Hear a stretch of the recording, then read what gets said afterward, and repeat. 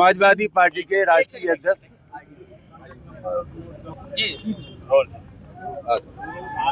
Samajwadi party के राष्ट्रीय अध्यक्ष श्री अखिलेश यादव जी के निर्देशानुसार हमें अभी सुनहरा जाना था।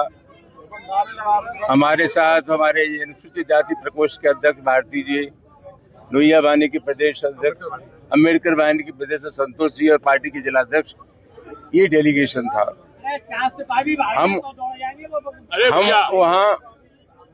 हम वहाँ जाकर के बस स्थिति का पता करना चाहते थे। और सही मानों में बात यह है कि पूरे उत्तर प्रदेश में आज दलितों पर अत्याचार की बाढ़ सी आई हुई है। अभी आगरा में नगला तल्फी और बंगारा गांव, वहां भी दलितों की बारात नहीं चढ़ने दी। रामपुर में एक दलित बच्ची के साथ जो कुछ हुआ वो लोग आप जानते हैं। हालांकि प्रशासन का कहना यह है कि हमने कार्रवाई की, हम इसको नाकाफी कार्रवाई मानते हैं।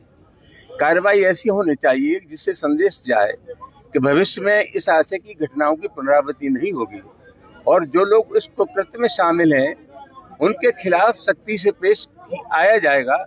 तो मैं नहीं समझता कि इस तरह की घटनाएं बार बार हो सकती हैं।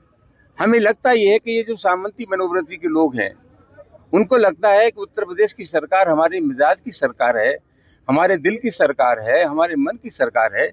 सरकार का जो आचरण होता है, समाज की शक्तियों का संचालन बहुत कुछ इस तरह से भी होता है।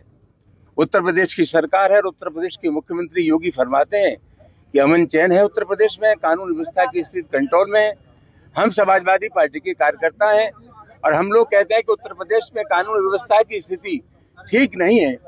उससे ज्यादा सही मूल्यांकन होता है आम जनता का। आम जनता क्या महसूस करती है वो ज्यादा महत्वपूर्ण है।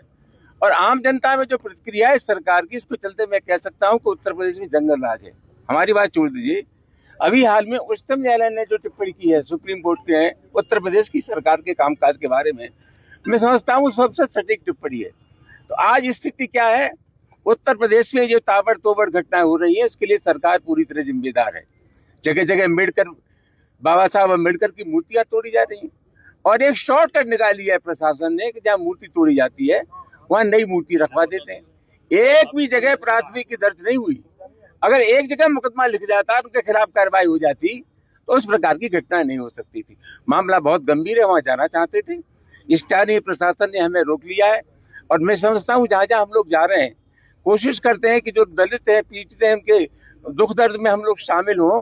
वहाँ जानबूझ करके इसलिए रोका जा रहा है कि जमीनी हकीकत लोगों के सामने ना जाए, लोगों में एक नया भरोसा, नया विश्वास समाजवादी पार्टी के कार्यकर्ता पैदा करना चाहते हैं। जानबूझ करके हम लोगों को रोकने की साजिश की जा रही है। और जो अवांछनीय तत्व हैं, अभी रास्ते में कुछ तत्व में मिले जिन्होंने हमारे मित्रों को गाड़ियों पर पथराव करने की कोशिश की।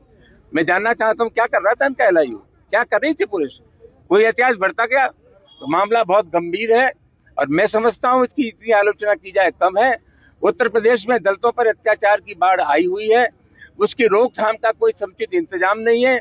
कुछ वर्ग के लोग मदांध हो गए, अंधे हो गए, उन पर कोई अंकुश नहीं है। समाजवादी पार्टी अपना धर्म समझती है कि जो पीड़ित लोग हैं उनके पास हम लोग जाएं और उनसे कहें घबराओ मत, संकट की इस घड़ी में हम तुम्हारे साथ हैं। आपका कुर्ता फटा हुआ है, कौन सा? ये मुझे मालूम है। क्या वजह रही? इसी वजह है कि कुर्ता मेरा फटा हुआ था, लेकिन मुझे मालूम था कि कुर्ते के ऊपर जब जबारकट पहन लूंगा तो फटा हुआ कुर्ता दिखाई नहीं देगा। नहीं आज जो नहीं मेहरबानी करके उससे मन जोड़िए। सर बुलंदशहर के लिए आप जा रहे हैं या रोका गया है आपको? आप दिखाई नहीं दे रहा था, ये आप जब लगा रहे थे हमारा डंडा अपना, तो आप दिखाई नहीं दे। हम तो अभी जाना चाहते हैं, आप निकलवाओ हमें, हम जाना चाहते हैं। जबरिया रोका गया है, जबरिया।